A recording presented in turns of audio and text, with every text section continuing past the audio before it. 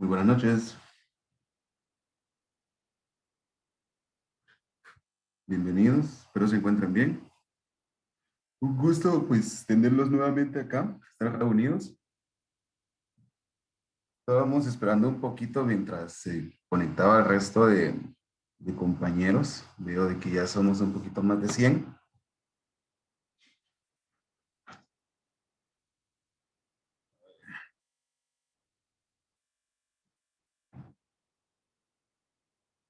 Bueno, vamos a arrancar de una vez porque sí hay bastante que hacer. Tenemos que ver el capítulo 2 y aparte un poquito de las prácticas.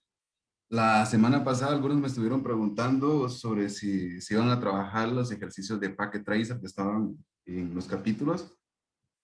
Hoy les voy a enseñar uno y ya ustedes espero que con esto pues entiendan la metodología de trabajo que hay con Packet Tracer, cómo es que funciona.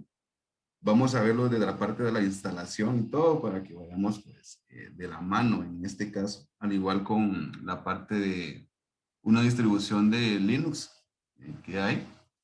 Entonces, les voy a enseñar igual cómo montar la máquina virtual, cómo iniciar. Y bueno, en fin, hay varias cosas que ir viendo. Entonces, esperamos de que nos dé un poquito de tiempo a ver todo. Eh, Antes de iniciar, quiero compartirles el link. Si bien recuerdan, la semana pasada les había mencionado de que hoy se hacía el listado oficial. Entonces, les voy a hacer llegar el link. Por favor, lo completan con los datos que les pide. Y de esa manera, pues ya van a quedar como que de manera oficial inscritos, ¿verdad? Por esa razón no se había estado pasando asistencia ni nada de eso. Pues ya con esto, eh, más que todo para eso va a ser, para empezar a tomar la parte de asistencia y participación que tienen que llevar en el desarrollo del curso. Entonces, ahorita se los hago llegar.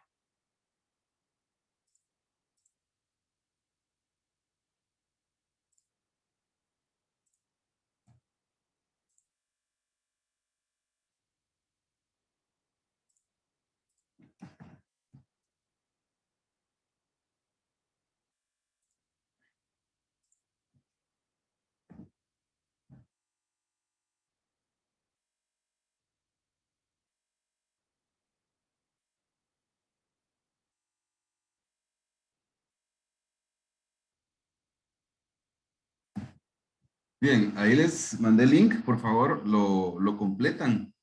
Eso es para empezar a armar lo que sería el listado oficial de los que van a estar dentro del curso. Y les quiero comentar una situación en relación a la parte de la clase de la semana pasada. Tuve un inconveniente, de hecho normalmente trabajo en máquinas virtuales, pero la semana pasada por alguna razón no me grabó la clase. Entonces por eso es que no actualicé el documento ni les mandé el link de YouTube de la clase de la semana pasada. Entonces si alguno pues tuviera dudas del tema de la semana pasada, nos podemos tomar un par de minutos al final de la clase para poder discutir de la duda que tenga de ese capítulo. Pero ahí sí me disculpan, pero no sé qué pasó, la verdad. Estuve buscando la grabación y todo. Yo me acuerdo que sí le di grabar y no me la guardó. En fin, cosas que pasan a veces. A los que se van uniendo, veo que ahora somos 153. Estoy mandando el link para la parte de la inscripción oficial en el curso. Lo voy a mandar ahorita y un par de minutos antes de finalizar lo voy a volver a mandar. Así, pues de esa manera, pues, todos pueden tener acceso al link. Bien.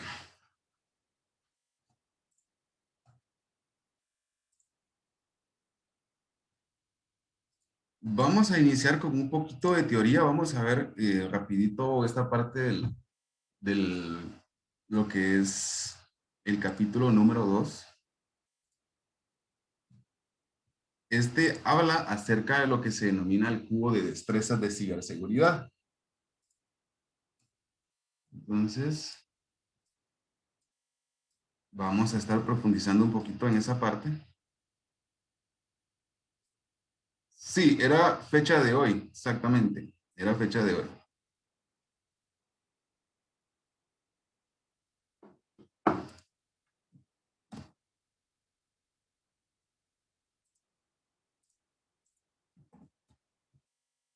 Ahí reenvié lo que sería la parte del link para que lo vuelvan a, para los que se van uniendo, pues lo puedan llenar.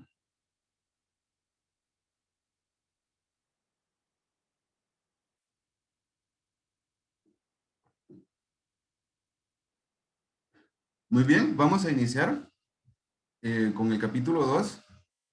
Al final, pues ustedes ya se pueden hacer la evaluación. Yo creo que algunos ya se la habían hecho, estaba revisando por la tarde.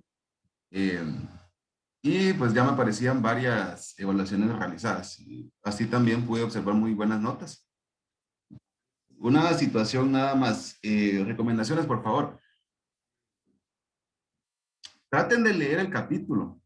Acuérdense que esto lo que se hace es un reforzamiento acá de los temas, pues, en este caso, un poquito como que críticos o que vienen realmente en el examen para poder ampliar y ir pues, eliminando alguna duda. Ciertamente toda esta información está en internet, hay bastante de esto, entonces el chiste no está en conseguir las respuestas y saco 100. Eso no, eso lo hace hasta un niño de primaria. Estamos, entonces no es así, sino que traten de leer, comprender y, y luego pues resolver lo que es la evaluación, las evaluaciones de cada uno de los capítulos.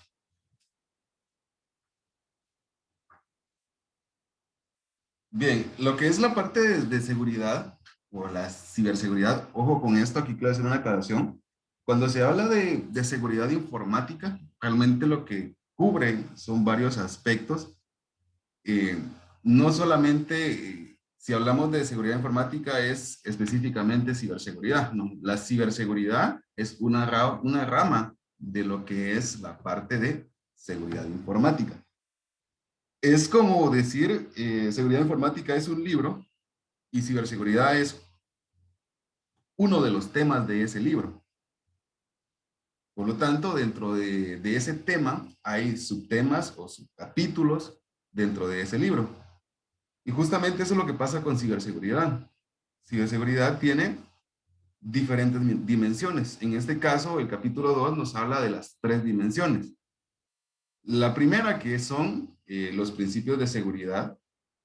Aquí vamos a encontrar una definición que también vamos a conocer como la triada de la seguridad. Una manera fácil de aprenderla es CID, que habla de confidencialidad, integridad y disponibilidad.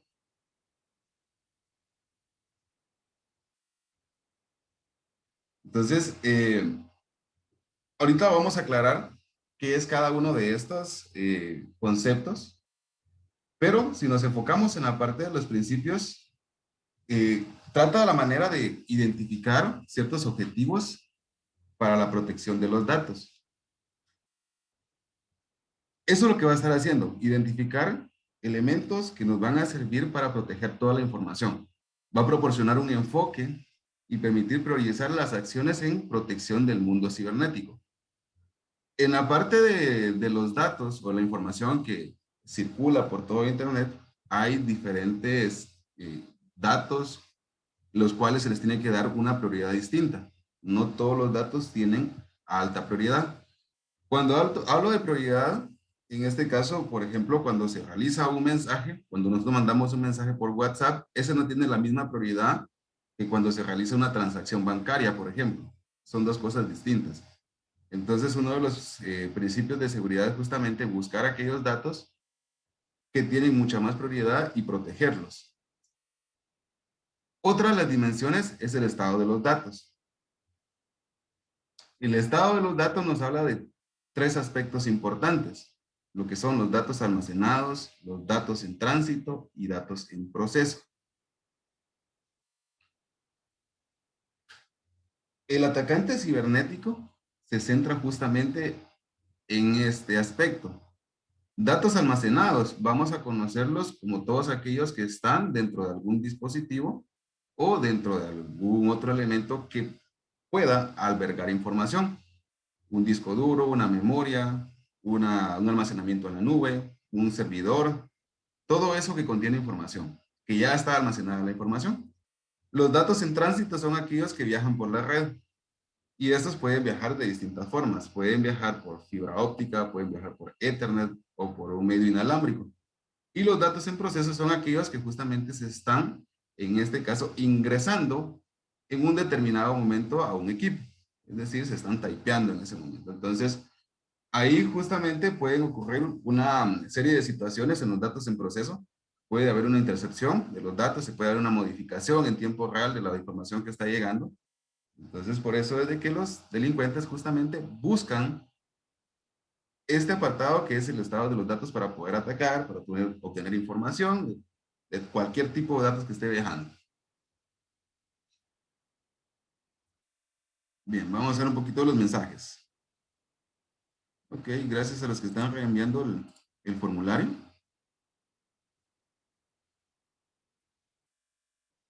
Algunos que dicen que colocaron la fecha. Sigamos. Bien, otra de las dimensiones de la parte de seguridad, o la tercera dimensión en este caso, habla sobre tecnologías, dispositivos y productos disponibles para proteger los sistemas de información y mantener a raya a los delincuentes cibernéticos. Este punto es muy importante, aunque aquí hay una situación bastante particular, porque es como un arma de doble filo, ¿verdad? Porque una empresa puede gastar cientos de quetzales o de dólares en implementación de tecnologías y todo eso, pero recuérdense de que siempre hay un punto vulnerable. Y ese punto vulnerable, vamos a pegar un pequeño salto, nos lleva a lo que son las personas. Una empresa, repito, puede invertir mucho en tecnología, pero si las personas que hacen uso de esa tecnología no tienen la capacitación o no tienen el cuidado en muchos casos o no siguen las pautas de seguridad, las pautas de política de uso y todo eso dentro de la empresa, no va a servir de mucho la tecnología que se está implementando. En este caso, tiene que ir de la mano toda esta parte. Tecnologías, políticas y prácticas, procedimientos y pautas que permiten a los ciudadanos del mundo cibernético mantenerse seguros y seguir las buenas prácticas. Y por supuesto, nosotros estamos hasta acá. Recuerdan la semana pasada lo que hablábamos de los puntos de acceso Wi-Fi que se dan en los centros comerciales y todo eso. Bien, nosotros podemos mantener una política de decir, bueno, yo no me conecto a ningún punto de acceso de esos públicos. Esa es una política que yo puedo directamente poner en práctica. ¿Qué quiero decir con eso? Que yo le puedo poner un buen antivirus a mi computadora, me cuesta $100 la licencia, ¿está bien? Y aparte de eso, en mi casa tengo un firewall también, tengo un proxy, tengo varios dispositivos los cuales pues me protegen de cualquier, en teoría, ataque. Recuérdense que siempre va a haber un punto débil, pero yo por ahorrarme un poquito de datos cuando salgo a algún lugar, resulta que me gusta conectarme justamente a esos puntos de acceso. Entonces ahí justamente cae la situación del punto débil, porque nosotros no estamos siguiendo ninguna política, ni la estamos poniendo en práctica. Entonces, si nos vamos directamente a una empresa, pasa lo mismo. Lo podemos ver desde el punto de vista personal o directamente en una organización. Se implementan las tecnologías, se implementan las políticas y las prácticas, cómo se debe de realizar, pues no conectar dispositivos, no descargar archivos. Siempre hay un usuario de ustedes que me mancha la pantalla, son bromas, que quiere pues hacer algo o quiere sacarle provecho a la red de la empresa. Entonces, siempre va a haber alguien tentón y justamente ahí no se cumplen las políticas. Entonces, por ahí es donde empiezan a haber brechas de seguridad y es cuando pasan pues diferentes situaciones, en este caso pues de vulnerabilidades, ingresan a los diferentes sistemas y hacen pues estragos dentro de ellos, pero muchos de los ataques que se dan vienen justamente desde adentro. Anteriormente había un concepto de lo que era la parte de la práctica de seguridad. Dentro de una organización se utiliza algo que se llama DMZ. Lo vamos a ver un poquito más a detalle, que es mantener como que un muro perimetral sobre el acceso a la información. Normalmente esto, pues, decía, les digo decía porque era la práctica que se utilizaba antes, que todos los datos que estuvieran fuera de ese muro eran inseguros. Es decir, yo los tenía que eh, tener como que muy controlados, muy vigilados cuando estuvieran ingresando a mi red. Pero eso fue cambiando. Hasta hace un par de años, 5 o 10 años, eso empezó a evolucionar, a cambiar. Y hoy en día, pues, se tenía aquello de que, bueno, lo que está dentro es seguro, ahí no pasa nada. Es decir, todas las personas son conscientes de de la información que hay dentro de la organización, pero con el tiempo se fueron dando cuenta de que no era así, que más del 80% de los ataques que se dan normalmente a sistemas de información vienen de adentro. Entonces, ese concepto o ese paradigma cambió completamente. Es decir, ahora se desconfía de lo que está afuera y se desconfía también de lo que está adentro. Recuerden quiénes están adentro, las personas, ¿verdad? Ellos son los que están ahí. Entonces, más de alguno puede tocar algo, más de alguno puede tratar de modificar alguna información del sistema y tal vez en eso justamente se abre una vulnerabilidad o una brecha, algún archivo ejecutado. Entonces, esto de acá son las medidas de ciberseguridad en la parte de lo que sería la tercera dimensión. Y mucho ojo con estas, porque específicamente en esta dimensión es donde entramos nosotros. Es decir, tomar conciencia realmente, si nosotros estamos trabajando en una organización y a qué información tenemos acceso. Entonces, pues tenemos que tener mucho cuidado con todos estos aspectos. Ahorita sí hablemos un poquito más específicamente de lo que es la triada de CID. El principio de confidencialidad se le denomina a esto. Bien, cuando hablamos de confidencialidad, es una cualidad de la información para no ser divulgada por personas o sistemas no autorizados dentro de una red. Es decir, que se trata básicamente de la prioridad por la que esa información solo resulta accesible con la debida y comprobada autorización por quienes tienen acceso, a quienes se les da acceso a esos datos. Muchos hemos escuchado la palabra confidencialidad, es decir, guardar el secreto, por si lo queremos ver desde otro punto de vista. Habla justamente sobre la divulgación de información, en este caso, relaciona a empresas o a personas. Recordemos que nosotros tenemos información privada. Y pues a nadie le gustaría que se le revele sus datos personales, por ejemplo, de cuentas bancarias, de cuestiones laborales, de estudio y todo eso. Ciertamente nosotros por la necesidad que hay, divulgamos cierta información, pero la mayor parte del tiempo o de las ocasiones pues tratamos de esos datos no sean divulgados. Y justamente ahí es donde entra la parte de la confidencialidad, que trata la manera de que un sistema de información no tenga alguna brecha en la cual se pueda acceder a esos datos. Y repito el punto. Si yo voy a tener acceso es porque estoy autorizado para poder acceder a esa información. No ves que cualquier persona pueda tener acceso a ella. Nos referimos también como confidencialidad a que ningún tercero, por alguna razón, pueda tener acceso a esos datos.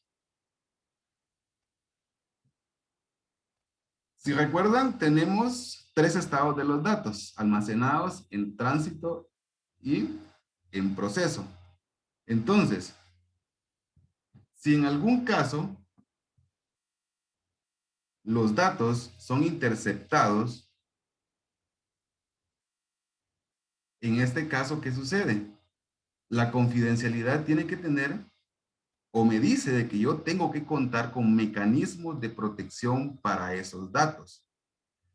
Aún así, yo tengo, por ejemplo, el acceso a los datos, yo puedo interceptar la información que está viajando a través de la red, pero ni aún así yo puedo ver realmente qué está pasando. qué es lo que hay dentro de esos datos. Ejemplo de esto, WhatsApp. Si se dan cuenta ustedes, cuando mandan un mensaje, cuando les escribe una persona por vez primera, les dice que sus datos están cifrados de extremo a extremo. Ese cifrado no es más que un mecanismo de seguridad o de criptografía que se le aplica para que, si en algún dado caso los datos fuesen interceptados, pues no se pueda revelar los mensajes que ustedes mandan, los videos, las fotos, los documentos, todos esos datos que ustedes están mandando.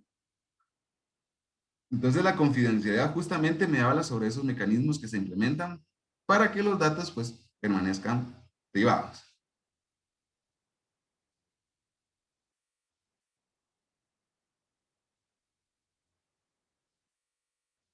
Bien, cuando los datos son interceptados, en este caso, podremos decir de que la confidencialidad, si esos datos fueron interceptados y se logró acceder a ellos y verificar que es su contenido, entonces ahí se pierde la confidencialidad. ¿Y cómo se puede perder en este caso la confidencialidad? Es decir, ¿cómo es de que en este caso lograron extraer la información? Primero por aplicar o por implementar mecanismos ya obsoletos, o se implementó un sistema y ese sistema no tenía la seguridad apropiada. Muchas veces cae en esas situaciones de que se implementan, por ejemplo, validaciones. Cuando hablamos en este caso, de cuentas de usuario y todo eso, se deben de usar mecanismos apropiados para la encriptación de las contraseñas, todo eso, para que estas no puedan ser reveladas. Entonces, si viene un programador y está directamente trabajando en la parte de acceso al sistema, y si el mecanismo de encriptación que utiliza ya es vulnerable, entonces ese no tiene chiste, por decirlo así, implementarlo, porque en más de algún momento lo van a interceptar y van a poder acceder a los datos. Entonces ahí se pierde la confidencialidad. Así de sencillo. Otra manera en la cual se puede perder la confidencialidad es haciendo pues, caso omiso a las diferentes políticas de seguridad que pueda en este caso implementar la empresa o la organización por los distintos ejemplos que hemos venido dando. Que se hacen acciones que no están permitidas dentro de la red corporativa. Entonces, por ese punto puede venir también el hecho de que la confidencialidad de los datos pueda fallar.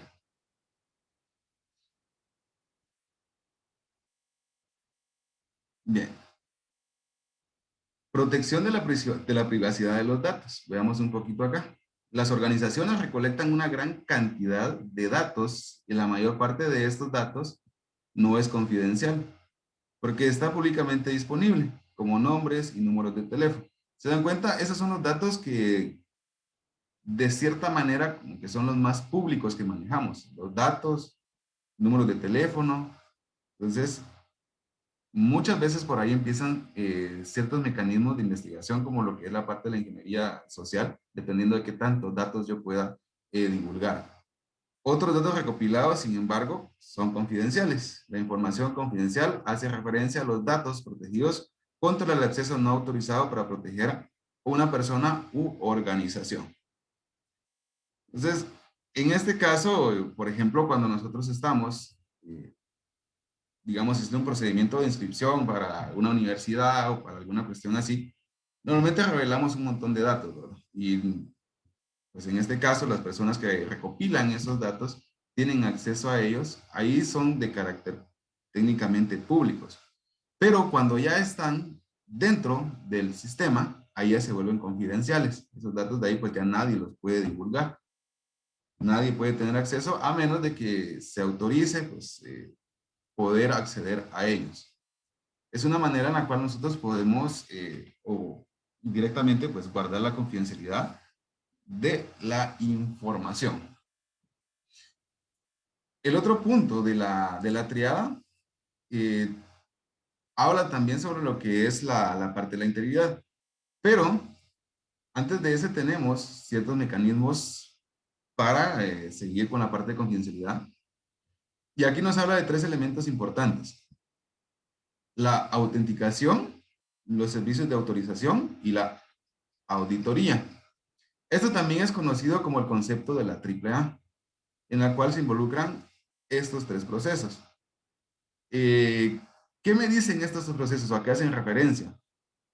Verifica la identidad de un usuario para evitar el acceso no autorizado.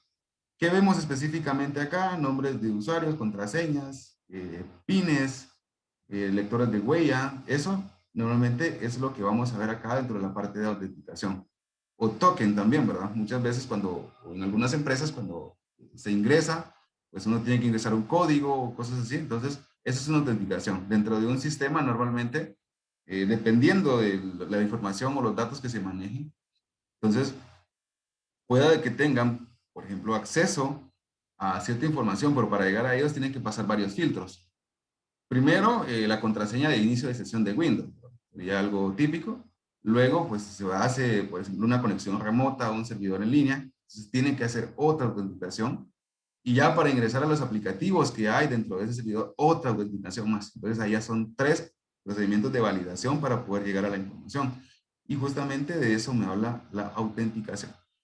Pero de nada sirve tener tanta autenticación si el usuario no sigue los procedimientos de seguridad. Es decir, hizo los 3 procesos de logueo y en algún punto lo mandan a llamar de otra oficina, a otro lugar, y se levanta y deja su computadora ahí activa, ¿verdad? Entonces, puede venir más de algún otro usuario malintencionado, ingresar y hacer más de lo que él quiera dentro de ese sistema. Entonces, si nos damos cuenta, la autenticación es muy buena, porque tiene 3 procedimientos, pero resulta de que el punto débil acá sigue siendo el usuario. Entonces, siempre hay que tener un balance en esa parte. Los servicios de autorización determinan a qué recursos pueden acceder los usuarios, juntos con las operaciones que los usuarios pueden realizar. Por ahí un mensajito que decía alguien, pues, determinar eh, qué puede hacer un usuario y qué no puede hacer dentro de un sistema. Y eso es bastante normal dentro de un sistema de información. El hecho de que le pongamos, a eso se le conoce como roles también, que se le asignan roles y en base al rol él va a trabajar. Entonces, ¿qué quiero decir con esto? Por ejemplo, un rol de usuario puede tener acceso a ciertas aplicaciones dentro del sistema, no tantas, pero puede haber alguien más que puede ser, digamos, admin, ¿sabes? O el administrador o alguien más o un gerente que va a tener pues muchos más accesos al sistema, con más aplicaciones y todo eso. Normalmente las personas que tienen un acceso pues más grande o más amplio a un sistema son los que son normalmente pues objeto de ataques directamente por la información que manejan. A un cliente normal, a un usuario normal, perdón, ¿por qué no? Pues porque él se limita primeramente por la información a la cual tiene acceso. Entonces, se puede ingresar y todo eso, pero va a llegar un punto en el que tal vez ya no se va a poder avanzar. Pero mientras que si en este caso nosotros somos administradores, vamos a tener un acceso superior a todos y fácilmente podemos ser objeto de algún ataque. La auditoría, más que todo esto, lo que hace es rastrear las actividades o el comportamiento que yo tengo dentro de una red. Existen políticas de uso dentro de las empresas, muchas, dependiendo de qué tan, digamos, la empresa qué tanto le da enfoque a la parte de seguridad o a la parte de TI. Es decir, muchas empresas dicen, yo no soy objeto de ataque, ¿verdad? Porque no manejo, pues, información tan sensible. Recordemos de que ciertamente la empresa no, pero sus colaboradores pueda de que sí. Entonces, ¿qué pasa? Ustedes no invierten demasiado. Y cuando no invierten, pues cada quien hace lo que quiera dentro del sistema. Y ahí es donde justamente entra la parte de auditoría. ¿Por qué? Porque lo que va a estar haciendo es revisar todo lo que se está haciendo dentro de la parte del sistema. Se maneja un tipo de bitácora en la cual pues, se va documentando a qué sitios estoy accediendo, qué estoy tratando de hacer cambios dentro del sistema, qué tanto tiempo puedo pasar dentro de ese sistema. Y en algunos casos es mucho más cerrado todavía porque me da horarios de ingreso nada más, determinados lapsos de tiempo. Digamos que si solo está dentro del horario laboral de 8 de la mañana, 4 o 5 de la tarde, pues justamente solo en ese lapso de tiempo voy a poder utilizar el sistema. Entonces de eso justamente se encarga la auditoría.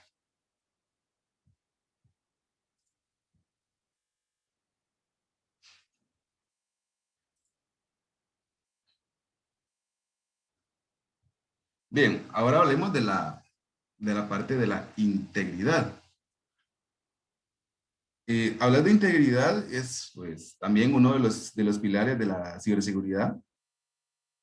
Podríamos entrar en este caso pues en una definición de lo que es la integridad, que es, podríamos definir como el estado de la información completa sin ninguna alteración o sin ninguna modificación. Veamos esto.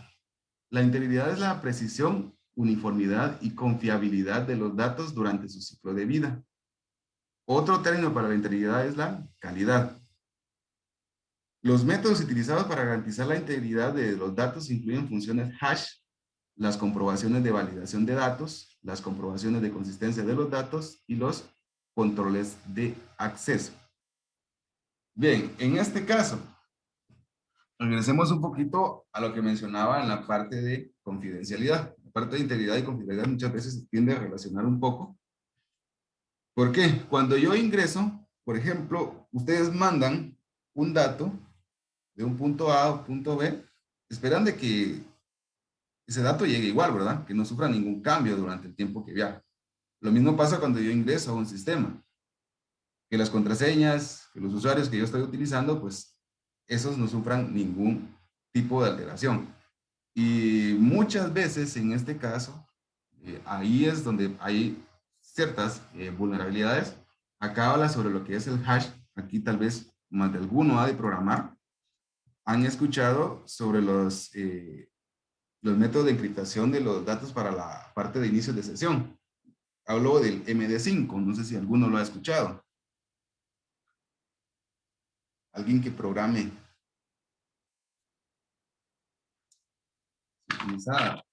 Se utiliza mucho en, ¿cómo se llama? La parte web, específicamente de lo que es la parte de PHP y todo eso. Entonces, bien, ¿qué es lo que hacen? Por ejemplo, cuando un hash, ¿qué es lo que hace específicamente? Yo puedo mandar una palabra, por ejemplo, integridad, la palabra como tal, sale de mi dispositivo, pero cuando sale a la red, esa sufre un cambio. ¿Qué es ese cambio que hace? Pues el hash lo que hace es modificar la palabra integridad a través de un mecanismo de encriptación y modifica la palabra. Es decir, le mete símbolos, le mete números, mete letras y un montón de cosas. Eso es lo que hace ese hash, modifica los datos. Entonces, ahí se crean algo que se llaman llaves primarias, llaves públicas y privadas. Entonces, el punto A o el dispositivo A crea su llave o clave en este caso directamente privada y hace también una pública. Le manda la pública al dispositivo B para que cuando llegue el dato, él sepa cómo desencapsular o cómo desencriptar esa información que yo estoy mandando a través de ese hash. Eso es lo que hace. Entonces, si yo estoy ahí, pues tratando de interceptar los datos, yo lo que me voy a encontrar realmente va a ser con una cadena de palabras que no tienen sentido. Es decir, un montón de números y letras y no los voy a poder interpretar. Eso es lo que hace el hash. Pero cuando llegue el dispositivo B, él ya va a tener la clave pública del dispositivo A que se la compartió. Entonces los va a poder abrir y va a poder entender qué hay dentro de ese mensaje. Y le va a salir la palabra integridad.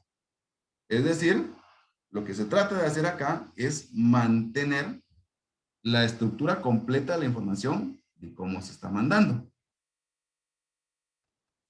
Hagamos otro ejemplo más sencillo. Cuando ustedes mandan un hola, en algún mensajito, lo que esperan es que realmente a la otra persona le llegue el hola, ¿verdad? Que no le llegue un adiós, por ejemplo. Tal vez están iniciando la conversación y mandaron hola y a la otra persona le cae adiós. Como que no. Entonces, justamente la integridad lo que hace es eso, velar porque los datos no sufran ningún cambio, ninguna alteración durante el tiempo que están viajando por algún medio. Y aquí era parte de lo que les decía, que tenía que ver mucho con la situación de la confidencialidad. ¿Por qué? Porque si yo utilizo, por ejemplo, esto del MD5 que mencionaba, que es el hash, ese ya es vulnerable. Ya hay páginas web en las cuales pues yo meto el hash y ya me sale realmente qué es lo que hay dentro de ese mensaje, el MD5. Técnicamente ese pues ya no es muy aconsejable utilizarlo. Hay algunos otros hash que son un poquito más eficientes y en los cuales pues podemos basarnos nosotros si trabajan, pues si hay alguno, en este caso pues que esté relacionado con el tema, pues, y si no sabía, le comento de que el MD5 ya es vulnerable. Entonces utilicen otro mejor, investiguen cuál podría utilizar. Hay uno que es muy bueno, que es el Blockfish, que es bastante bueno. En este caso, pues no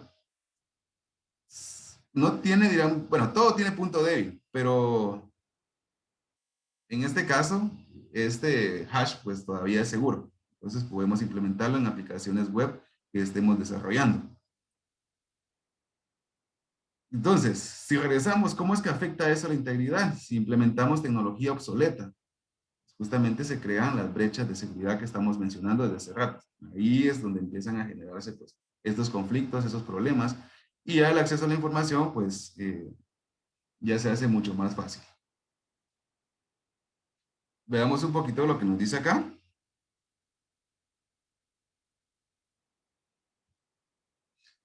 La necesidad de contar con la integridad de datos varían según cómo una organización utiliza los datos.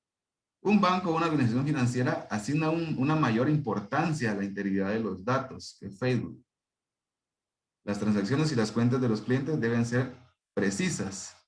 En cambio, una red social pues, no es de que se tenga que divulgar la información y que la integridad no importe, nada de eso. Simple y sencillamente son dos conceptos completamente distintos.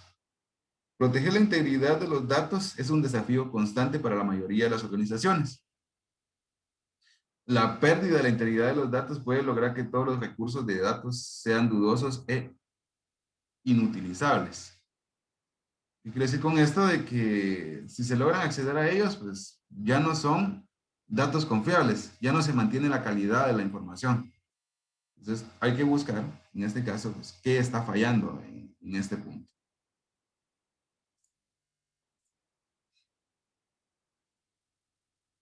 Bien, y por último, vamos a irnos quedando por esta parte.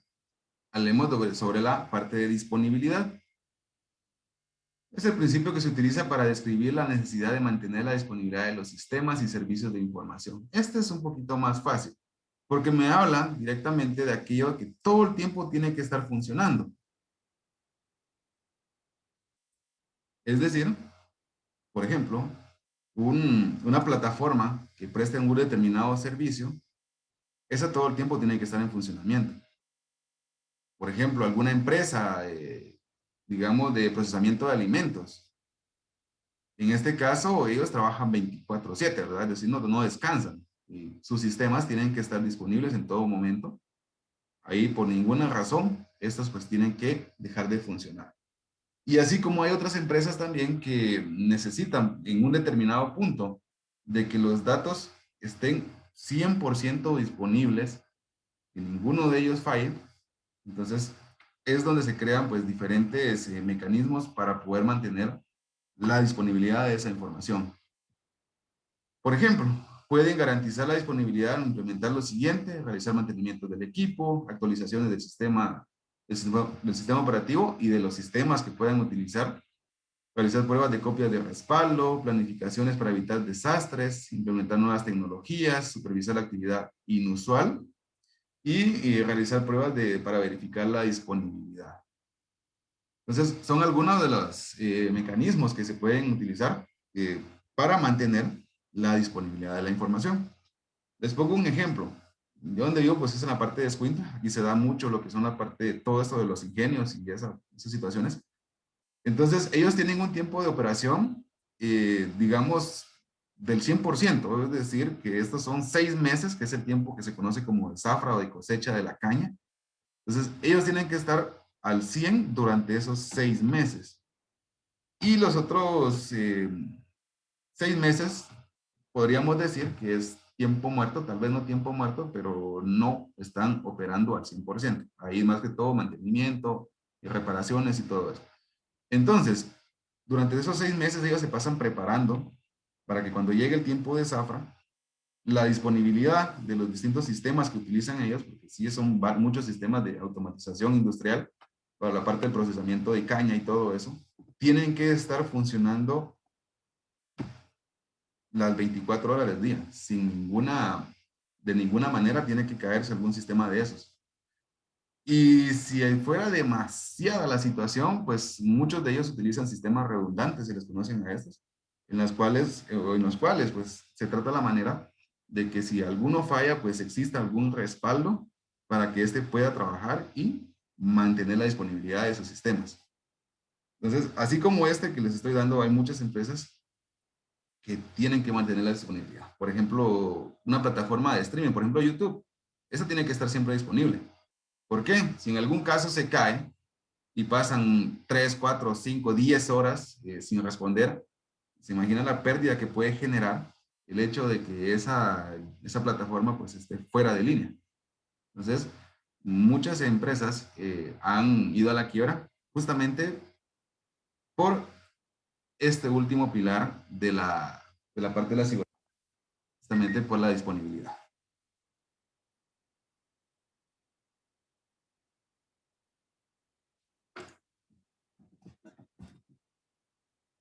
Bien, entonces,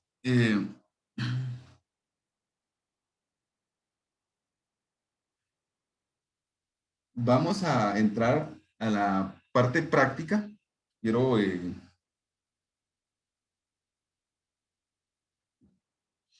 quiero pues entrar directamente en ese apartado de prácticas para que a ustedes pues les vaya quedando eh, la metodología de cómo se trabaja esto, pues tanto con Packet Tracer, si alguno no lo ha utilizado, pues ahorita vamos a hacer todo ese procedimiento, al igual con la parte de virtualización. Habla un poquito de Linux, las prácticas. Si no saben Linux, yo les recomiendo tomar más de algún curso de Linux básico para poder empezar a indagar sobre esa área. Yo me recuerdo que tengo un curso específicamente eh, por acá, en el cual pues siempre trata de la parte de NetAcad, en el cual pues ustedes eh, pueden llevarlo. En este caso pues es de autoinscripción, es decir, no necesitan instructor específicamente para poder trabajar. Vamos a ver algunos de los mensajitos por acá ustedes, que son muchos. Sí, el paquete tracer es el mismo que se utiliza en redes. Es exactamente el mismo. Sí, Herbert, hay un curso gratis de NGD, de Linux Essential, Linux Basic, como que es el que está.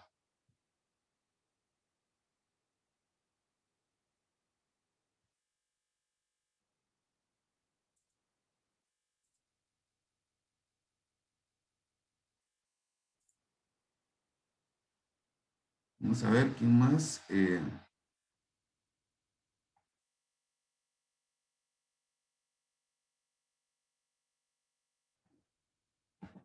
Por ahí vi un mensajito.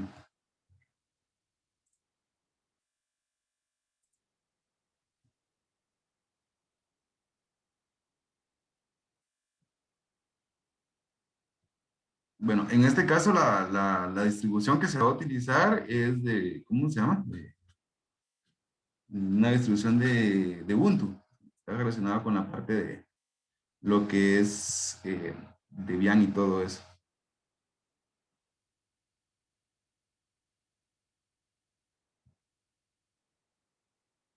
Bien, voy a dejar de compartir un momento para empezar con esta otra parte de práctica.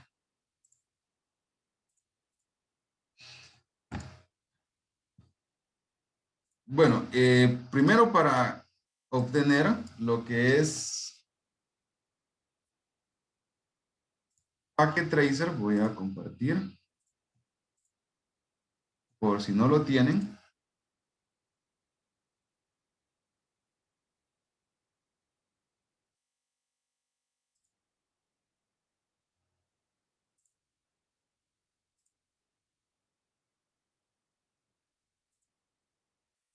Ahí estamos.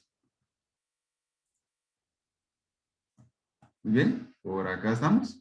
Entonces, ingresan a la plataforma NetAcad. Ahí les dan pues de manera gratuita el acceso a lo que es la parte de los recursos.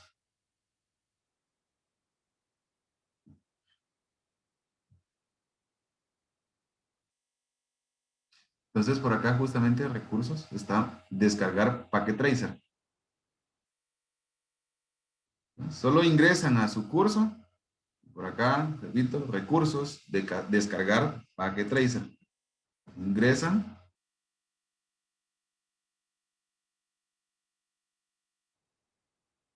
Ariel, no, el acceso te sigue quedando.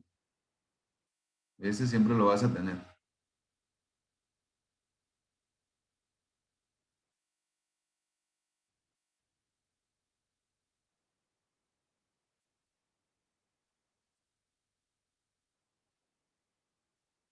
Bien, entonces, por acá en la parte de abajo, en la parte de descargas, solamente esto que estoy marcando, dice pues Windows versión 8 para equipos de escritorio en inglés, eso sí. En la versión 5 todavía venía en español, me recuerdo que ahí pues no había pues tanto problema porque había una versión en español, después pues, ya todo se migró a inglés, así que pues, consejo pues un poquito del inglés ahí va, no va a quedar pues nada mal. Ojo con esto, la versión que tienen que descargar de 64 bits o de 32 bits. Eso lo tienen que tomar en cuenta. Sí, es compatible completamente con la versión de Windows 7, 8, 8.1 y 10. Si no saben cómo ver la versión de su equipo o de su computadora, es bastante sencillo. Únicamente tienen que ingresar a la sección de este equipo y dar clic derecho acá donde dice este equipo y luego propiedades. Y por acá les va a decir tipo de sistema. Ahí les va a estar diciendo pues de cuánto es su sistema, si de 64 o de 32. Entonces, en base a eso, descargan la versión 64 o 32 bits. Solo les va a aparecer este apartado en el cual pues les va a estar preguntando si lo quieren descargar y todo eso, le van a guardar archivo y ahí lo dejan descargar. Ahí pues dependiendo de la velocidad de su internet y todo eso, así va a ser la descarga.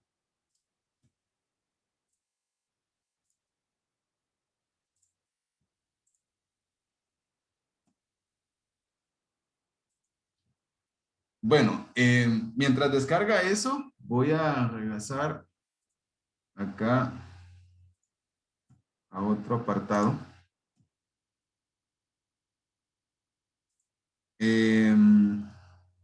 Álvaro, no hay problema. No, de hecho, Packet Tracer es una distribución gratuita. Ahí se van a llevar muy bien, dice el sticker o el meme a ustedes. Entonces, ahí no hay problema, porque Packet Tracer no utiliza licencia. Bueno, sí utiliza, pero es licencia, ¿cómo se llama? Gratuita. Bien, voy a ingresar ahorita al curso, por acá lo tenemos. Esto pues normalmente se lo recomiendo trabajar en computadora.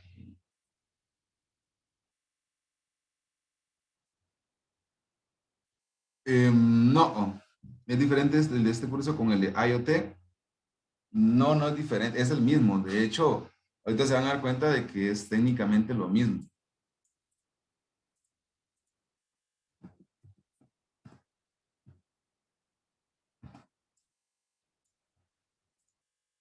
Bueno, entonces, acuérdense que hemos venido trabajando capítulo 1, capítulo 2. Voy a ingresar al capítulo 2. Solo voy a... Perdón, el capítulo 1 es. Y acá vamos a encontrar las primeras prácticas o los primeros ejercicios que ustedes pueden empezar a trabajar. Vamos a tratar la manera de avanzar un poquito. Pues por acá hay algunas lecturas y todo eso. Eso no nos interesa en este momento. Y vamos a ver. Por acá, práctica de laboratorio. Estas que dicen práctica de laboratorio normalmente son las que nos van a interesar. Aquí no hay ninguna. Tampoco. Tampoco. Tampoco. Y por acá están. Justamente en la 153. Ahí van a encontrar las primeras. Sí, es compatible para laptop.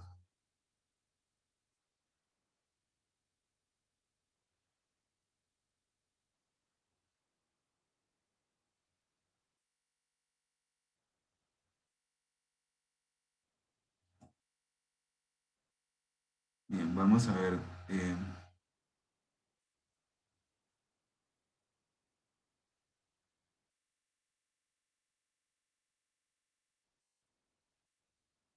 Voy a reenviar el link. Veo que tienen problemas con el link. Dicen que no les deja ingresar. Vamos a ver qué está pasando.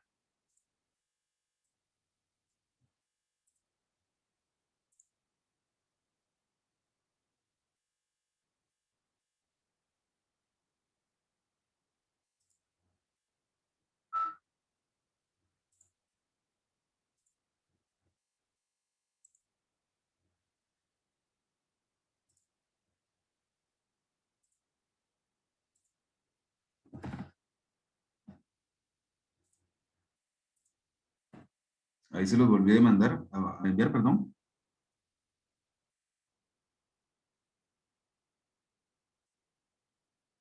Sí, vean, pues ahorita cuando entremos en la parte de máquinas virtuales, ahí pues podemos hablar un poquito más de ese tema. Ahorita sobre virtualización todavía no. Eso pues ya después. Ahorita estamos en Packet Tracer, por favor. Bien, por acá hay una práctica explorando el mundo. Esta no nos interesa. Y justamente esta de acá es la primera que vamos a trabajar. Packet Tracer, creación de un mundo cibernético, dice, ¿verdad? Y cuando hablamos de un mundo cibernético es porque tenemos un montón de tecnología puesta en marcha o estamos rodeados de un montón de tecnologías. Por ejemplo, servidor FTP, servidor web, servidor de correo electrónico, DNS, NTP, perdón, y el AAA. Entonces son, en este caso, pues servicios que me hacen estar dentro de un mundo cibernético porque circula mucha información. Si no, no me cachan en el sentido de que, ¿qué es eso del FTP? No se preocupen, conforme lo vamos a ir configurando, les voy a ir explicando cada uno de ellos, qué es lo que hacen y para qué sirven. ¿Estamos? Bien, acá nos aparece lo que es la instrucción. Este es un PDF y este es el punto PKA, que es el archivo de Packet Tracer. Obviamente, pues acá yo creo que todavía está descargándose. O yo creo que ya terminó. Sí, ya terminó. Entonces, vamos a ver. Y bien, por aquí está. Método de instalación, acepto en este caso pues el contrato de licencia. Le damos next, únicamente elegimos dónde lo queremos instalar. Siguiente, en este caso pues el nombre que se le va a colocar, el folder, se crea pues un acceso en el escritorio. Instalamos. Así de fácil, ustedes, eso no cuesta.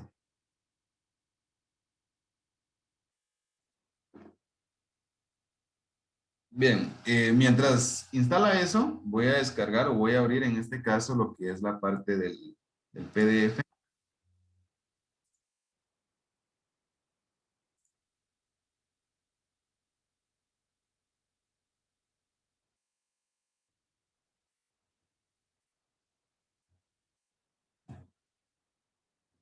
Por acá.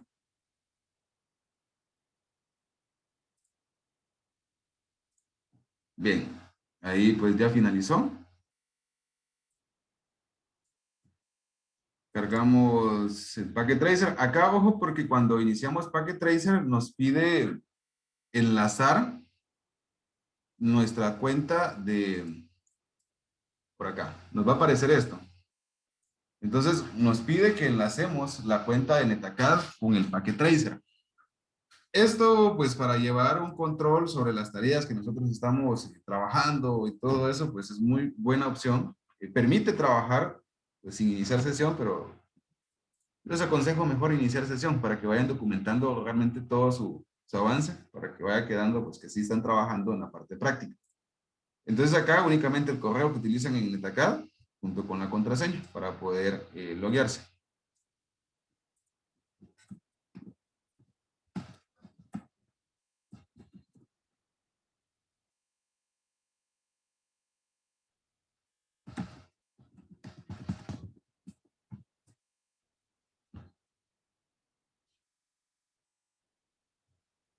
Bien, cuando ingresan, les aparece algo como esto.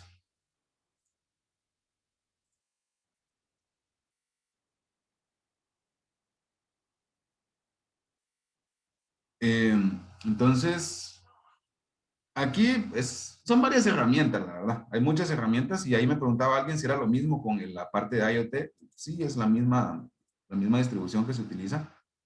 Es exactamente lo mismo. Solo que dependiendo de los dispositivos que se estén utilizando. Yo creo que hay más de alguno que está llevando un curso de IoT. Entonces les puede servir. Bien, Esli me pregunta, ¿qué es exactamente Packet Tracer? Bien, Packet Tracer es un software de simulación en la cual pues usted puede trabajar con topologías físicas y lógicas del funcionamiento de una red. Eso es lo que hace justamente acá. Usted pues, aprende o pone en práctica específicamente pues todos aquellos procedimientos que le pueden servir para configurar dispositivos, en este caso ya sea genéricos o específicamente de distribución de Cisco. Por ejemplo, switches, router, puntos de acceso, servidores, todo eso pues lo puede aprender a configurar acá, pues de una manera no tanto así como que si fuera en la vida real, pero sí le da una buena introducción a cómo son los procedimientos, en este caso de configuración de estos equipos. Entonces, es una muy buena herramienta si uno se quiere pues tirar un poquito más a la parte de redes y todo esto. Entonces, uno puede aprender a configurar, por ejemplo, un switch, un router, manejar lo que son los protocolos Telnet, SSH, el routing, todo eso. Y luego, pues cuando uno ya va a la vida real con los dispositivos y todo eso, pues ya no tiene aquel miedo de decir que si lo toco va a agarrar fuego, ¿verdad? No. Entonces uno ya sabe cómo es, en este caso, pues los procedimientos y ya lleva una buena intro de cómo funciona todo esto. Si nos damos cuenta, aquí en la parte de abajo tenemos categorías, específicamente por acá. Entonces, aquí tenemos categorías, dice Network Device, que son dispositivos de red, tenemos End Device, tenemos componentes, en este caso Connection, que son las conexiones que se pueden dar, y así tenemos otras pues, herramientas más. Por ejemplo, si seguimos en la parte de Network, tenemos router, tenemos switches, tenemos hubs, tenemos wireless device, tenemos un montón de herramientas, la verdad. Y por acá, me decía alguien, pues si es lo mismo de IoT, sí, justamente. Aquí, pues en end device, o sea, dispositivos finales, vamos a encontrar, pues, computadoras, PC, laptops, servidores, teléfonos y todas esas cuestiones que, por ejemplo, la parte de lo que son las tablets y todo eso, pues, se pueden configurar. Y acá hay una parte que dice Home. Entonces, esto ya es puramente IoT, todo esto que están viendo. Pues por aquí tenemos un AC, tenemos, es que es un aire acondicionado, si no estoy mal. Tenemos una cafetera, una batería, tenemos una bocina. En este caso, pues, un detector de carbón, o en este caso, pues, creo que esas alarmas que le ponen a las casas en caso de incendios, perdón. Un ventilador, una puerta, un garage, una puerta de garage. Entonces hay un montón de herramientas. Y todo esto, pues, para el que está llevando el curso de IoT, justamente esto es lo que se utiliza. Obviamente se mezcla con mucha más tecnología, es decir, todo esto tiene que tener un medio y tiene que tener un dispositivo que le genere conexión, o sea, se dé por medio inalámbrico o por medio de cables. Entonces, eso es lo que se trabaja aquí normalmente. Es sencillo, voy a tomarme 5 minutos acá.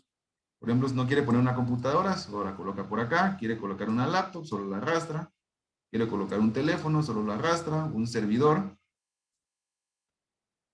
lo puede ver por acá. ¿Quiero entrar a la computadora? Sí, puedo entrar a la computadora. Tiene una parte física, tiene una parte de configuración, una parte de escritorio, programación y atributos. Entonces, por ejemplo, la parte física hace referencia a todos los módulos físicos del equipo, puertos USB, puertos, en este caso tarjetas NIC, las inalámbricas o de Ethernet, uno las puede reemplazar. Entonces, justamente, por ejemplo, pero el chiste de acá de ustedes es que tiene hasta su zoom y todo esto, entonces uno puede acercarse. Aquí tiene un botoncito, vean, apagan la compu y reemplazan, por ejemplo, este por este otro de acá. Y ahí ya le cambiaron de nick. Esta era la anterior era alámbrica, ahora ya es inalámbrica.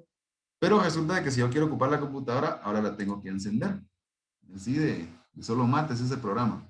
Entonces me voy a desktop y acá es como que si yo estuviera ya a nivel de software de la computadora.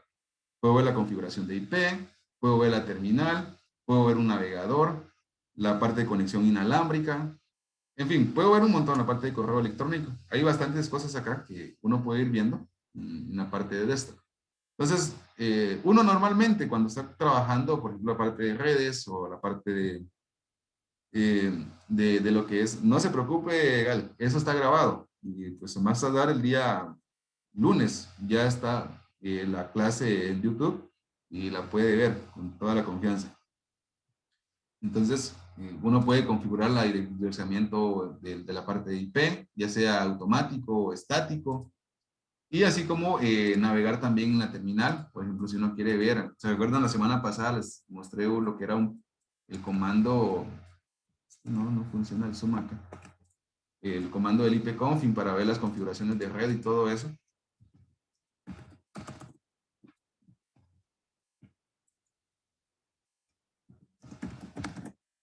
Por alguna razón no quiere funcionar esta cosa ustedes.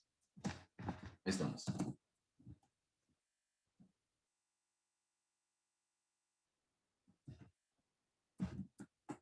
Entonces, estamos. Justamente eso es lo que uno puede ver por acá. Entonces, es como una computadora, digámoslo así, real. Eh, sí se utiliza mucho, la verdad, Estuardo, se utiliza bastante Kali Linux para la parte de seguridad. La cuestión es que casi no se utiliza, pues en algunos casos algunas distribuciones están basadas puramente en CLI y no en Wii. Entonces, ahí es donde la gente sale huyendo. No les gusta, o no nos gusta muchas veces la parte de lo que es CLI. Bueno, entonces eso es lo que hacen acá con Packet Tracer. Lo seleccionan y lo pueden borrar acá con la X, por aquí en la parte superior. O pueden darle clic a la X y le dan clic a este, le dan eliminar, a este, eliminar y después seleccionar. O bien seleccionan y presionan la tecla suprimir y se vuelan todo lo que seleccionaron. Bueno, eso es lo que se hace normalmente acá en Packet Tracer.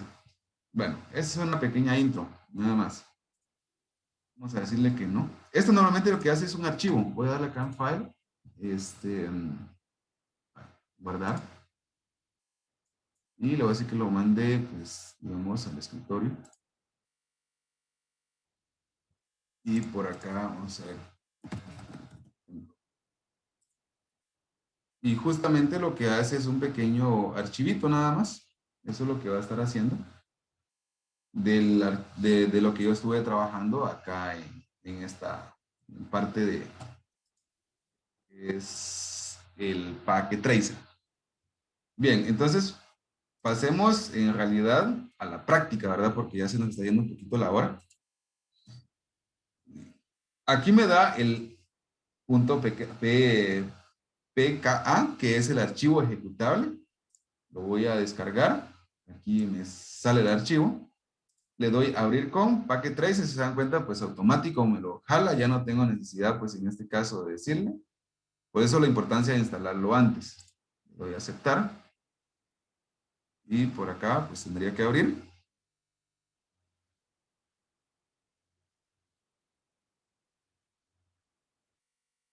Vamos a esperar a que cargue.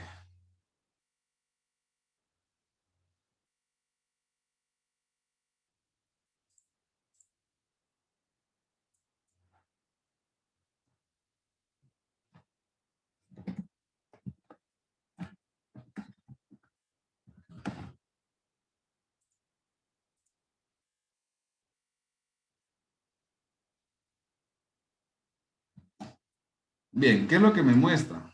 Esto de acá, vean. Esa es la actividad que me está mostrando en este momento.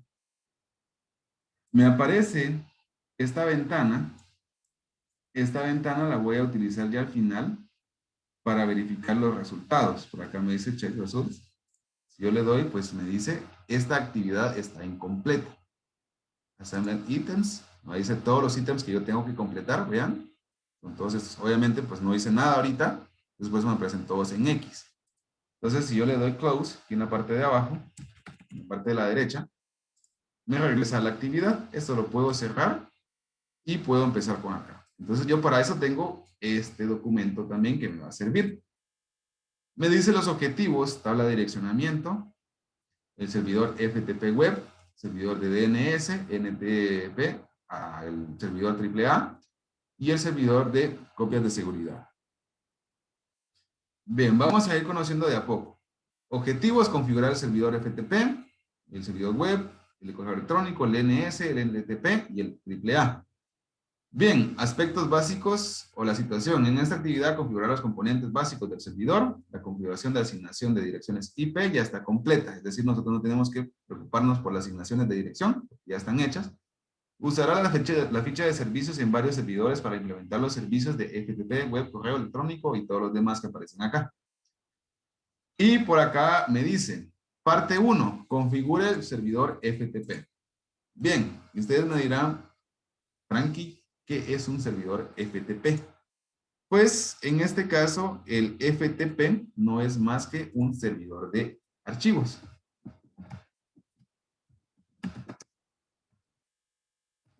A ver, tengo que subir a alguien por acá.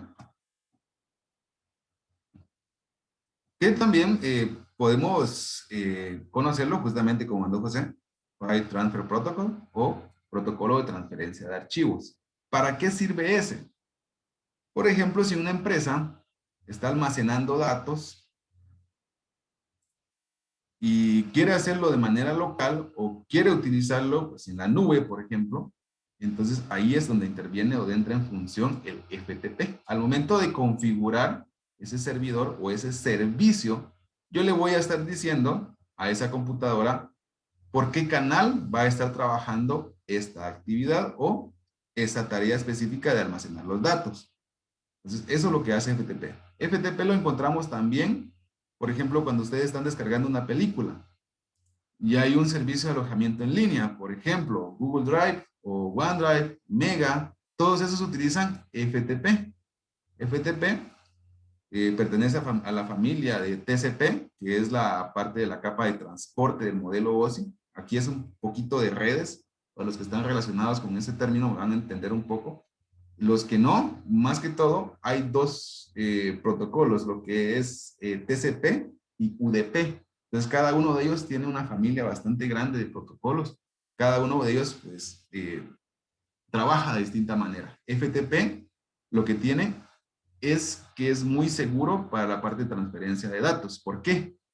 Porque si ustedes están descargando un archivo, una película, un juego, un programa, y se va a la internet, ¿qué pasa? ¿Será que se queda la mitad descargada y la otra mitad queda pendiente? No, ¿verdad? O se descarga o no se descarga. Entonces el FTP se encarga justamente eso, de entregar los datos de manera confiable o no los entrega. Eso es lo que hace FTP. Entonces este se puede utilizar, repito, ya sea de manera local, ya sea de que utilicemos una tecnología, en este caso, pues para almacenamiento de los datos de manera local o para utilizarlo dentro de la red. Y la intención de este Packet Tracer es que nosotros pues aprendamos un poquito de cada una de estas tecnologías, cómo es que funcionan y que muchas veces cómo se configuran, ¿verdad? Eso es lo que se trata de hacer en esta actividad. Sí, está en Etacad, justamente está en el apartado, ahorita le digo, en el 1535 está.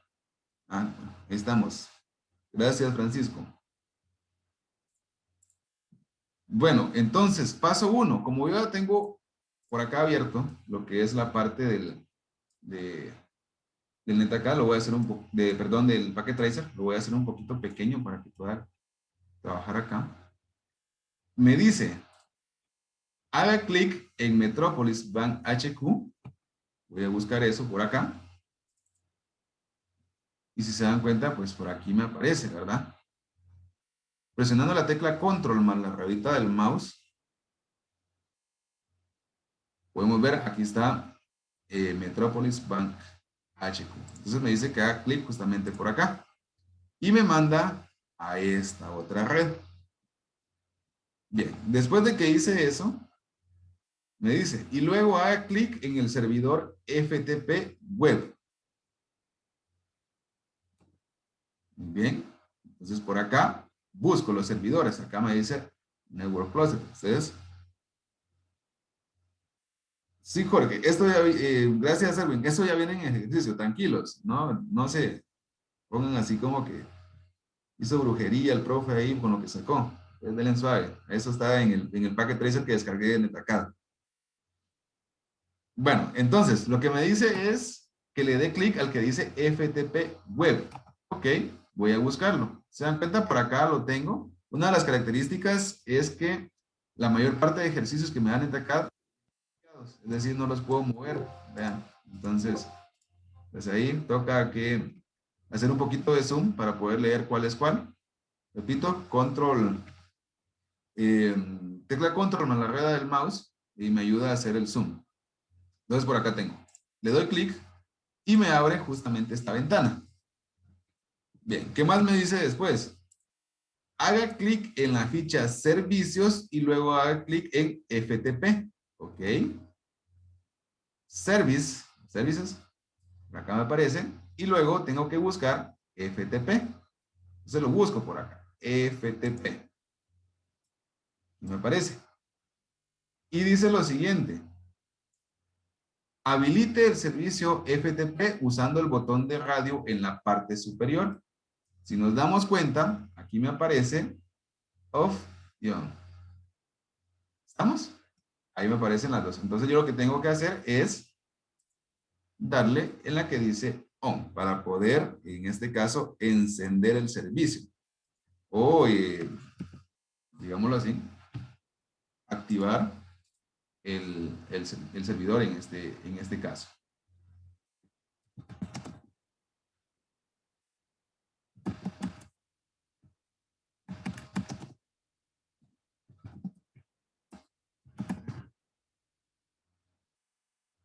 Bueno, después, ¿qué me dicen? Cree los nombres de cuentas de usuario, Bob, Mari y Mike, cada uno con las contraseñas Cisco 123. Cada cuenta de usuario debe tener permisos completos RWDNL en el servidor FTP. Es decir, estos cuatillos que están acá, Bob, Mary y Mike, van a tener acceso, en este caso, pues al servidor FTP para pues, hacer lo que se tenga que hacer, es decir, cargar archivos o descargarlos de ese servicio. Pero primero yo los tengo que crear. Bien, ¿qué me dicen? La contraseña va a ser Cisco 123, que no les confunda el punto. El punto normalmente pues es de finalización de línea. Pues ahí para que no lo confundamos, entonces yo hago el de Bob. Y la contraseña, Cisco 123. Bien, me dice con todos los permisos. ¿Qué son los permisos? Dice write, que es de escritura, de lectura, de eliminación, de modificación y de listar, es decir, de mostrar todo lo que hay dentro del servidor. Entonces, estos son todos los permisos que se le pueden dar. Como está diciendo que se los den, se los activo y le doy a agregar. Y ahí me agrega Bob Cisco 123 con todos los permisos. Hago lo mismo. En este caso le voy a dar clic por acá. Este es un life hack para no escribir todo. Y agrego el de Mari.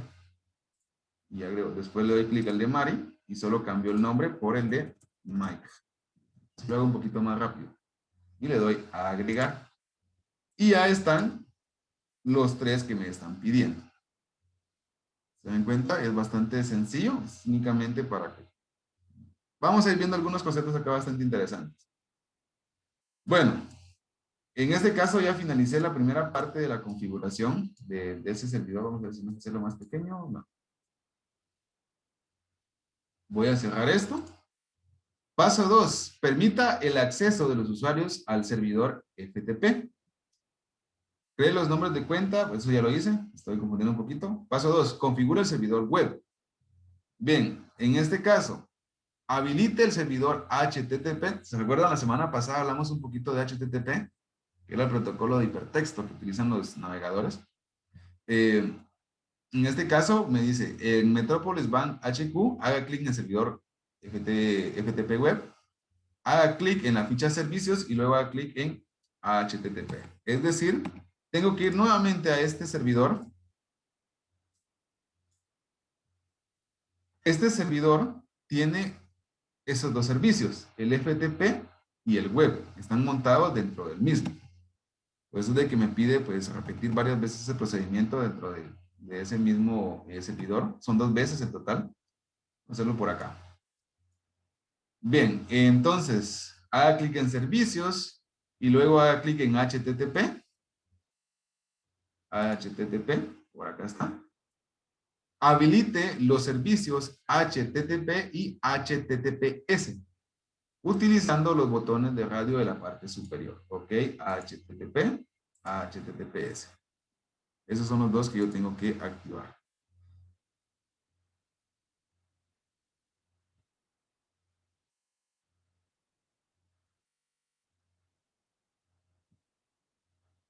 Vamos a ver. Bien, activo los servicios porque eso es lo que me está diciendo acá. Después de activarlos, aquí viene una parte bastante interesante. Quiero que presten mucha atención aquí qué sucede. Eso lo expliqué la semana pasada. Parte de lo que hace el DNS con las direcciones IP. Bien, los enciendo. Cierro esto. Y me dice, verifique el servidor HTTP. Haga clic en la computadora llamada Sally y haga clic en la ficha de escritorio. Ok, me voy a mi topología, busco la computadora de Sally, doy clic en Desktop y luego busco lo que es el navegador. Por acá donde dice Web Browser. Ingreso, vamos a ver. Ahí estamos. Bien. Y me dice, haga clic en navegador web, desplácese al sitio web www.cisco.com. Uy, ahí le di clic de más a esas cosas. Ahí estamos. Como es una dirección, la detecta de que quiere llegar. Entonces, vamos a hacerlo de acá. Sin el punto. O lo vamos a typear. www.cisco.corp. Porque me hizo falta el punto. Cisco.corp.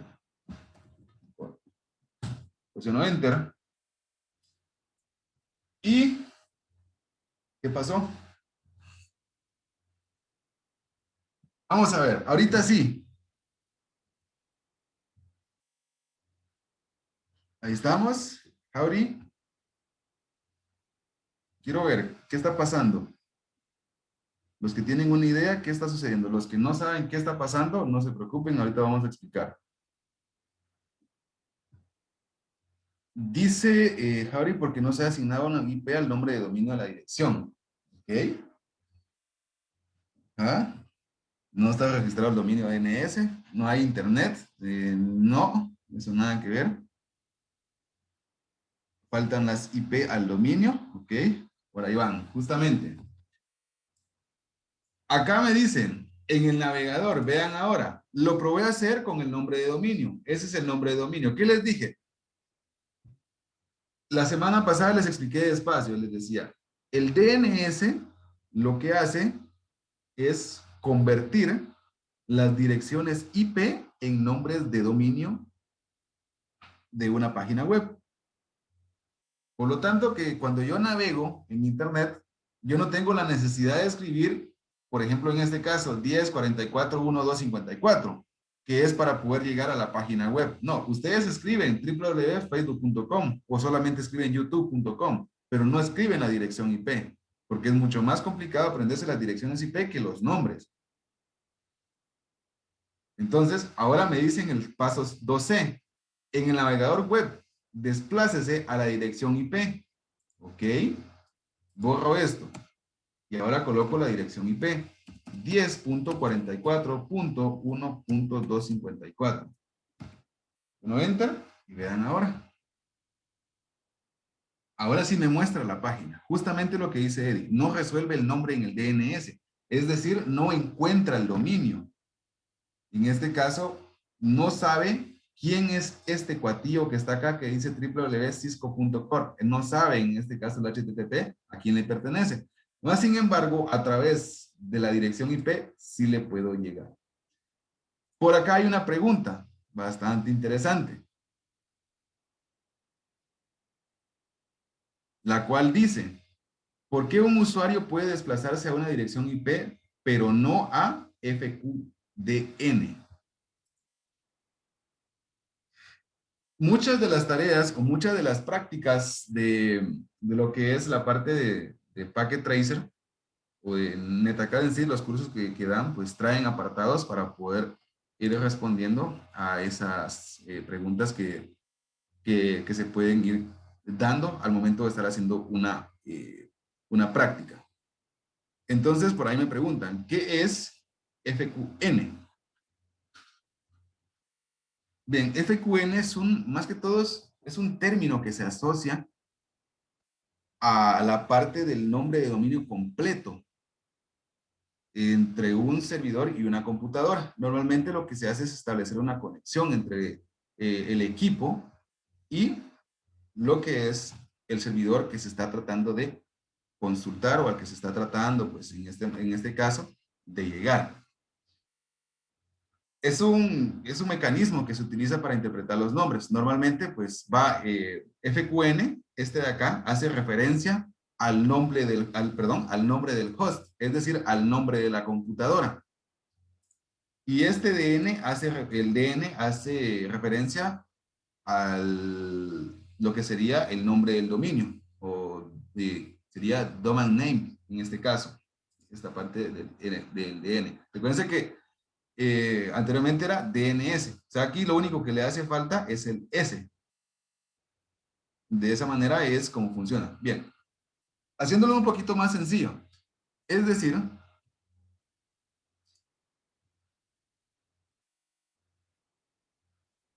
lo que es la parte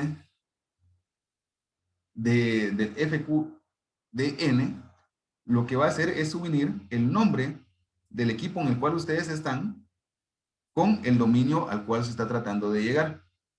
Entonces, por eso dice el nombre de dominio completo. Cuando este falla, por ejemplo, ahorita, como no tenemos el nombre del equipo, ¿de acuerdo? El nombre del equipo lo tenemos.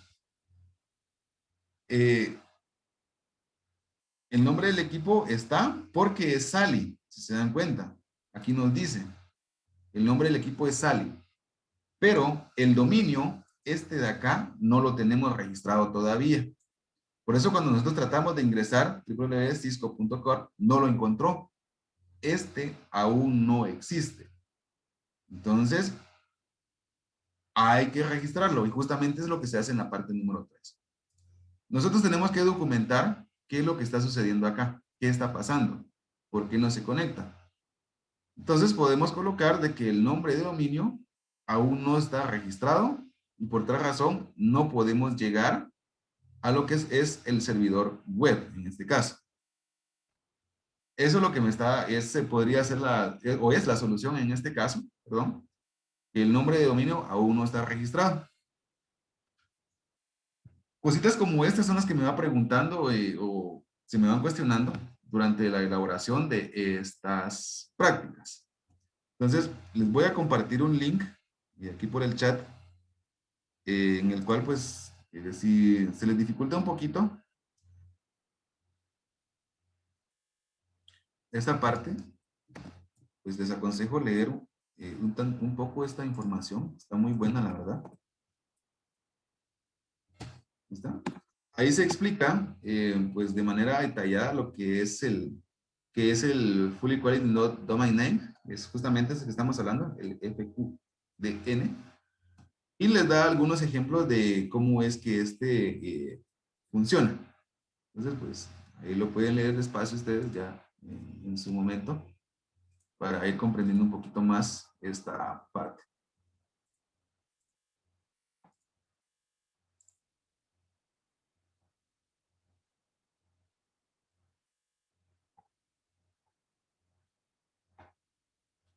Vamos a ver dónde se encuentran. ¿Dónde se encuentran las instrucciones? Muy bien, las instrucciones están en Etacad. Eh, Justamente por acá en el apartado 153, usted ingresa al curso y por ahí lo va a encontrar.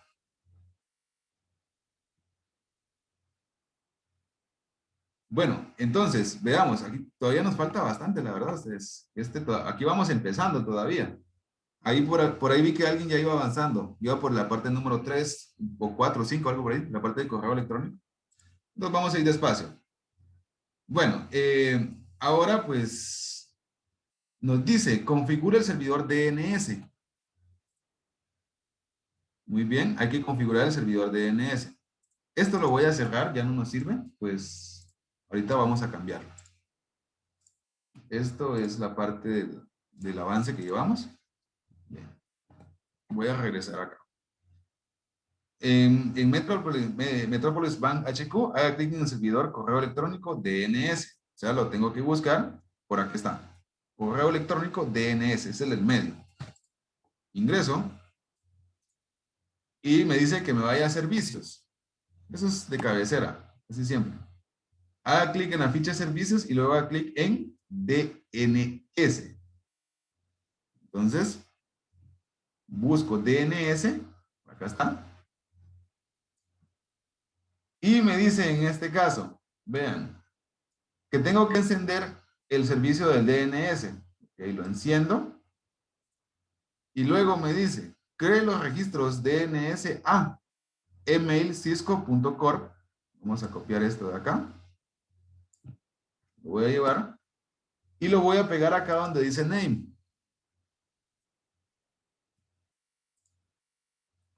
Lo pego por acá. Y acá me dice dirección. Ok, la dirección 10.44.1.254. Ahora le doy agregar. Está el primero.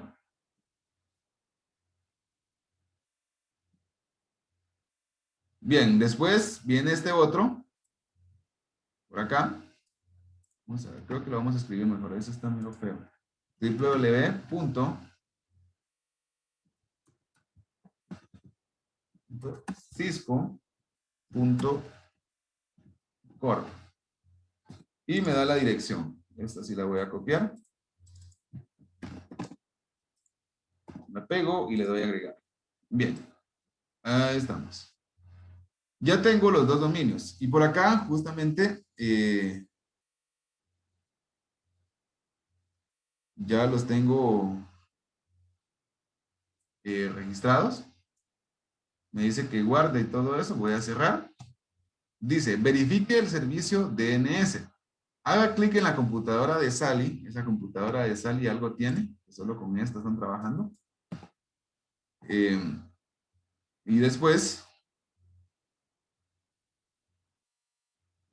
perdón, vamos a ver. Ahí me están diciendo que como que coloqué las mismas direcciones IP. Vamos a ver para el DNS. Sí, exactamente. Gracias, gracias por la observación. Ahí no copié bien las direcciones. Las dupliqué. Vamos a modificarlas. Esta de acá. Si nos damos cuenta, en el servidor de correo me pide la 253. Vamos a darle guardar. Ahí estamos. El servidor de correo, emailcisco.com es el 253 y en el otro es el 54. Exactamente, Jefferson. 10 puntos. Ahí estamos. Licencia para no asistir a clase la voy a mandar la próxima semana. Entonces, vamos a ver por acá. Ahí ya estaríamos con esto. Bueno, ahora vamos nuevamente con la computadora de Sally. Y me dice que ingrese a la parte del navegador. Vamos a esperar a que cargue y voy a colocar la instrucción.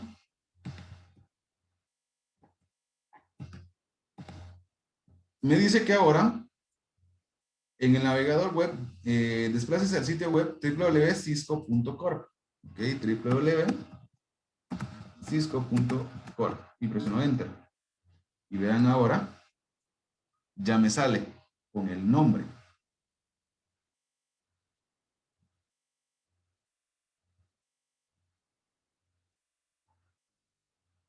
Entonces, ahora ya pude llegar con el nombre de dominio. Y aquí me vuelve a hacer la misma pregunta. Eh, ¿Por qué el usuario puede desplazarse a FQDN?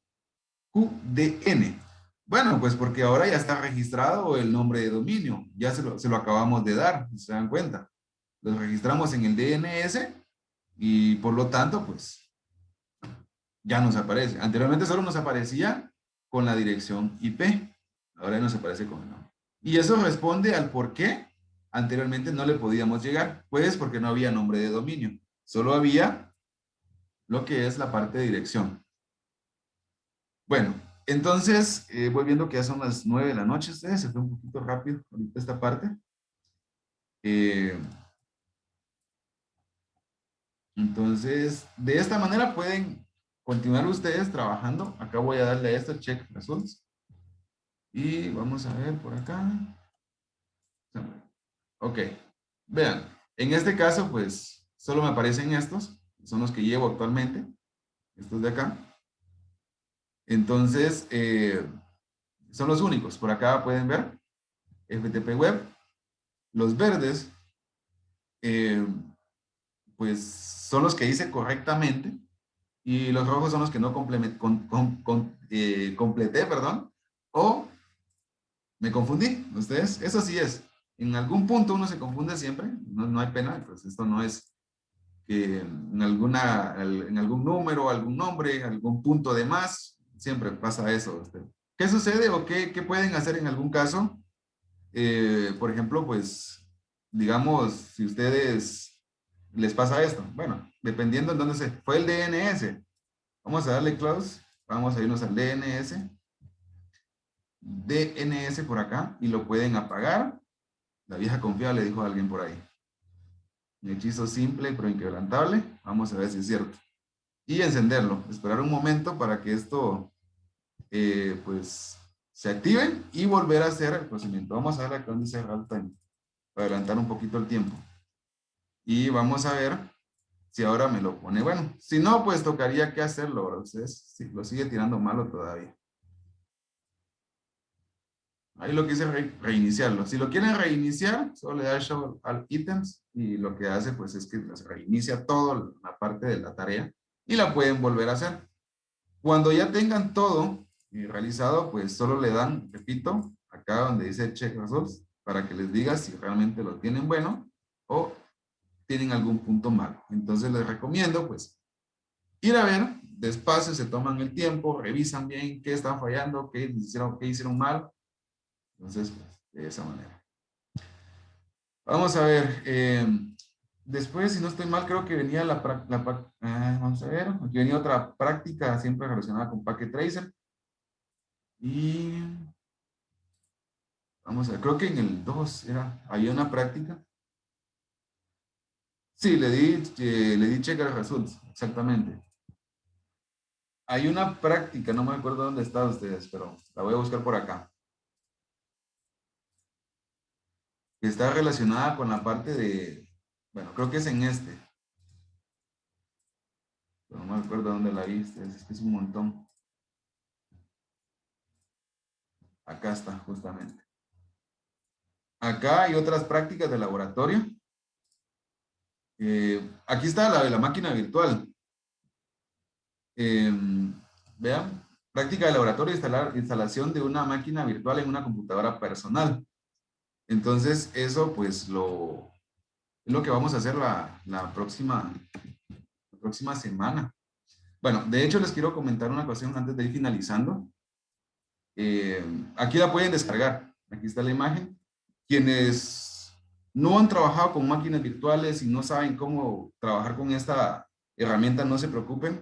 Se les va a explicar en su momento cómo hacerlo paso a paso, cómo descargarlo, cómo instalarlo, cómo montar lo que sería la máquina virtual para poder, en este caso, tener acceso.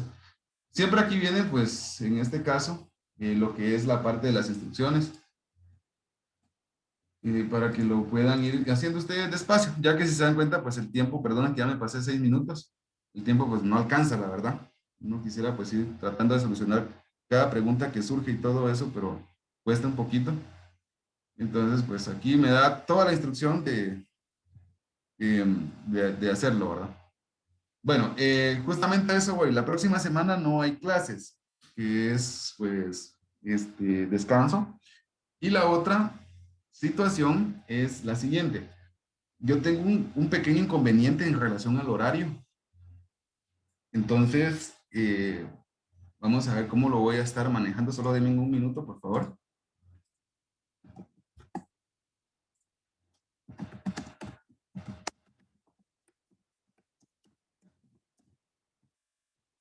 Solo denme un minuto, por favor.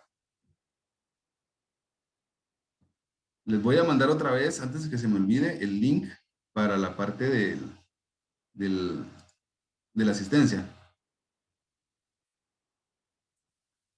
Muy bien, gracias a los que están escribiendo. Les agradezco mucho por las buenas palabras. Bien, vean pues, les decía, anteriormente pues yo tenía un compromiso académico los días viernes, pero había quedado pausado por una situación ahí un poquito complicada. Entonces, justamente en esta semana, pues me hablaron, se recuerdan que la semana pasada les dije que tal vez no iba a estar con ustedes el día de hoy, pero al final de cuentas traté la manera de gestionar de que sí pudiera estar por acá con ustedes. Entonces, para las próximas clases, creo que ya no vamos a estar trabajando. Con ustedes va a estar trabajando el ingeniero Marcos Alvarado. Entonces creo que por acá está conectado, no sé, no lo he visto, pero no se vayan a sorprender la próxima semana, es decir, perdón, ¿cómo se llama? Sería el 9, sí, justamente, el 9 de abril. El 9, sí, el 9 de abril, con que van a estar pues trabajando con él. Entonces, va a seguir la misma metodología, el mismo trabajo y todo. Entonces, pues igual, cualquier cosita, pues ahí estoy a la orden. Van a quedar en muy buenas manos. Excelente persona a nivel técnico, sabe mucho sobre la parte web, muy buen programador. Entonces, pues ahí cualquier cosita, pues chance de programador, ahí pues pueden contar con él también por cualquier cosa. Eh, en fin, ahorita les vuelvo a mandar el link para la parte de lo que es el registro que están haciendo. Ahorita se los mando otra vez por si no lo tenían.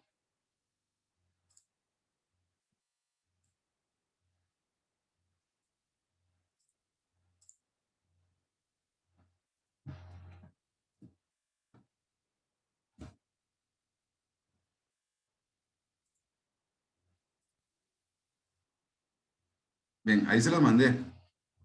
Está el link por si no se habían registrado. Bueno, gracias a todos. Y la verdad que échenle ganas. Sigan entrando a esta parte de la seguridad. La verdad que es muy buena. Entonces, pues, les deseo éxito en todo y feliz noche, bendiciones, que la pasen bien y mucho cuidado si van a salir y siempre con las medidas o las precauciones necesarias al caso. Buenas noches a todos.